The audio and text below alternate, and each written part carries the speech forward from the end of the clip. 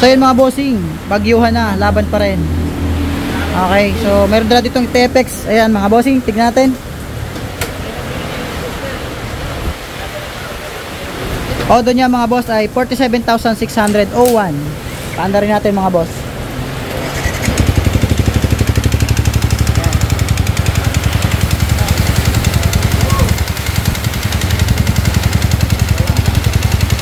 Iba yung tunog mga boss oh.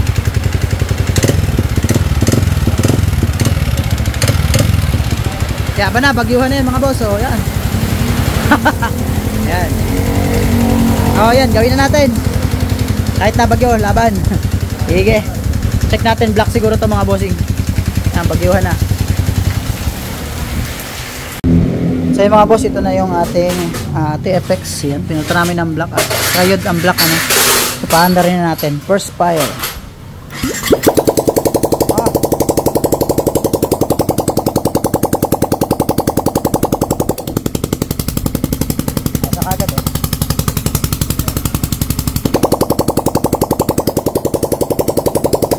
Langis naman, langis. Lagyan natin langis. Yun, mandar na mga bossing, tahimik na. Tignan natin langis ito kung saan nanggaling ang problema ng motor na to. So dito ko napipisil ang problema sa langis. Oh, yan no. Wala talaga. Ay, yan na boss ang dahilan kung bakit nasira ang block mo. 3 buwan. 3 buwan yan? Ay, utas talaga ang motor boss. Kahit araw-araw, kahit buwan-buwan tayo magpalit ng langis. Ay, ng block, pag ganyan. Boss oh. Wala boss oh. Meron kakunti. Oh.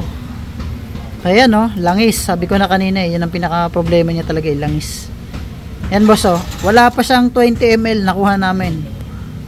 Wala pang 20 ml yan mga boss. Sabihin na natin 50 ml yan. Pero posible maging 50 ml yan oh. Wala pa nga boss. Wala boss. Ayan oh. Yan yung major cause ng pagkasira ng block ni bossing. Kaya nasira ang block niya. Dahil sa walang langis ang motor niya. Saan na ba yung block ni bossing? Ito.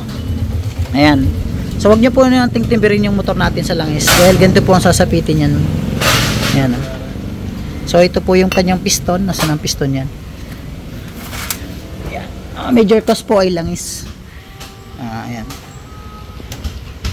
Kung hindi man po natin mapachinsil yung motor natin, silipin po natin dito sa dipstick. Makikita po natin kung may tamang level pa ba yung langis natin. So ayan. Alagaan natin sa langis ang motor natin dahil yung langis po mura lang yan. 350 lang po ang isang motol or nano moly at iba pang langis ano, yung mga shell. Mura lang langis mga boss. Kaysa dito, 10 times tayo ba? Okay. So mga boss, ito na yung ating ginawang TFX. Buksan natin, pakinggan. Tapos siya mga boss. Pairings na ikakabit saka yung mga upuan. Okay, fire.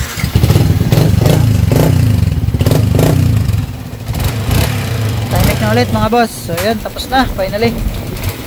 Sobrang ingay niya kanina. Pwede na ulit i-change oil. 3 months daw na hindi na change oil yan. Kaya walang langis. Yun, ganoon talaga pag ano sa langis, kulang, sira talaga. So yun lang mga boss, alagaan natin yung ating motor sa langis. Thank you.